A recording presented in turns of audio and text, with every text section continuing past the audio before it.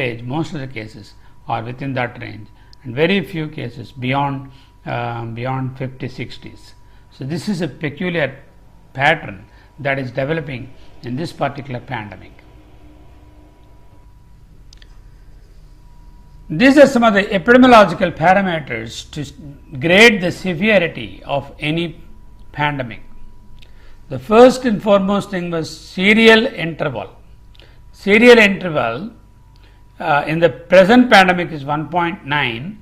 In the 1918 pandemic, it is 2.6. So the present pandemic is less severe compared to the severe pandemic of 1918. The basic reproductive rate, or R0, is 1.2 in the present pandemic compared to 1.8 in the previous pandemic. That again shows this pandemic is comparatively benign than the 1918 pandemic. The herd immunity is 17% in the present pandemic. That is not available. This herd immunity is going to build up as more and more cases occur in the community. They will infect subclinically the other community members who will become immune by a natural mechanism.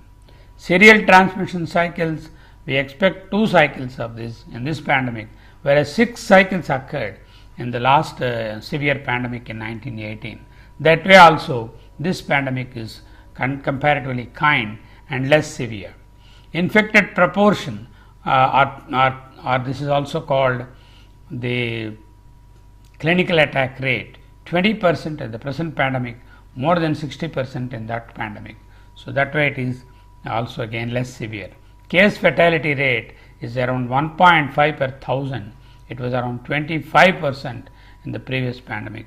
Imagine what is the severity of that pandemic. So compared to that pandemic, this pandemic is very, very mild, whereas the 1919 pandemic almost swept 25% of the people who had the disease. So that way this present pandemic can be rated as a benign pandemic compared to the severe Spanish flu pandemic of 1918. So just to summarize, what are the features of this present pandemic using the global experience? The secondary attack rate in a household contact is 12%. That means 12% of the household contacts will get a second case after having an index case. Overall proportion of hospitalization is around 8% of the total illnesses. If there are 100 people who are sick with swine flu, 8% of them, or 8 of those 100 will require hospital admission. Overall case fatality rate is already worked out and I told you 0.15% or 1.5% for every 100,000, every 1,000 cases. 1.5 cases die every 1,000 cases. Most cases, highest incidence occurs between 5 and 24 years of age group. 58% of the cases occur in 5 and 24 years of age group. Second highest incidence in children less than 5 years. Most hospitalizations, that is 34% of the hospitalizations, do occur in 5 to 24 age group. This pandemic is an younger pandemic. It affects the younger population. Highest age specific hospitalization rates are in children less than 5 years.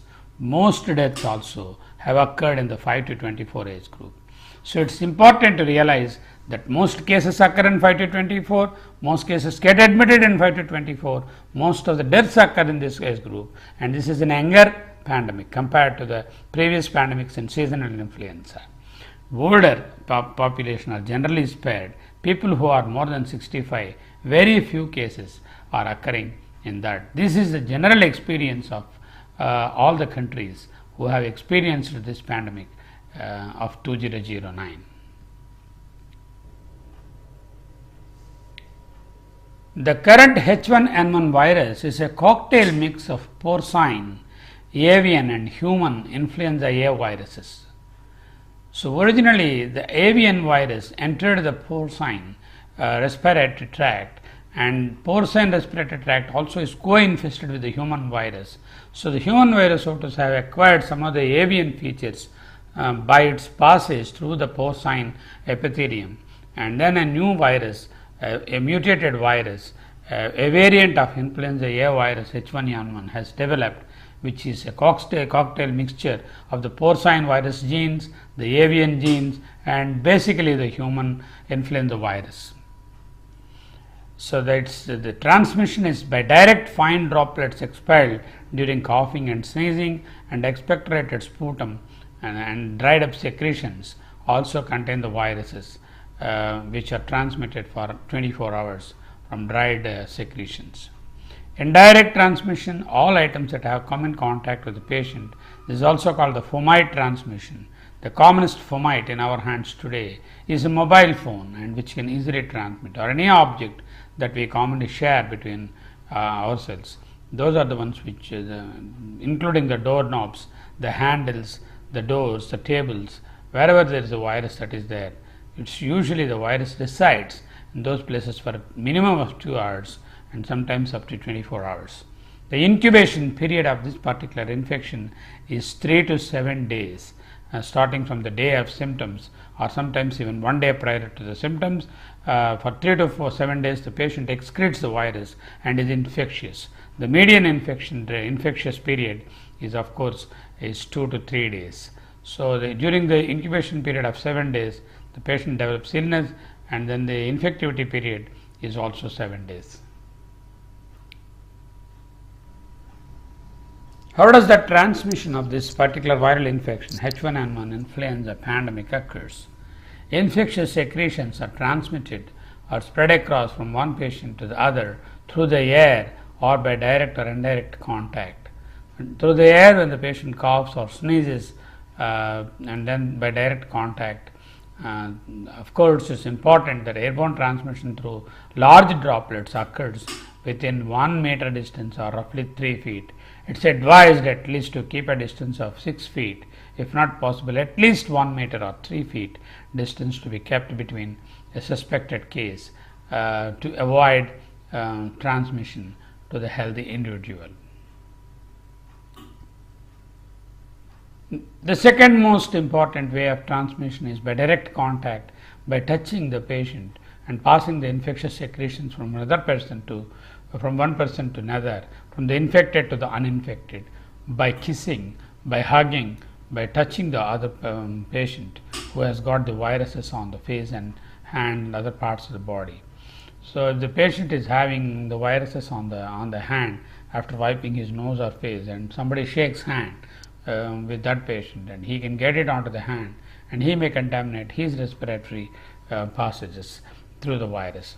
Of course, when the patient has got violent cough or sneezing, there will be airborne transmission through aerosolization, which is not restricted to 1 meter, but it can go to quite a long distance. So that's important to cover the nose and mouth while an infected person, or any one of us for that matter, cough or sneeze. If we don't do that, we are bound to transmit the virus, if it is there in the system, by aerosolization to quite a longer distance. Of course, indirect contact can also cause the transmission. Prevent indirect transmission by frequent hand washing, use of alcohol based solutions, not touching the face and nose. This is called the face hand distance. Keep the hands as much away from the face as possible. Unless the hands are properly washed, we are not supposed to touch the face and the nose. Proper use and disposal of tissues, and that's also important. Look at this curve. This shows the onset of symptoms in the patient, and then the viral excretion continues for 3, 4, 5 days and then drops down after 7 days. The peak transmission is around 2 to 4 days. So this individual infectiousness is not uniform throughout these 7 days, and it changes over time, and peak being around 2nd to 4th day.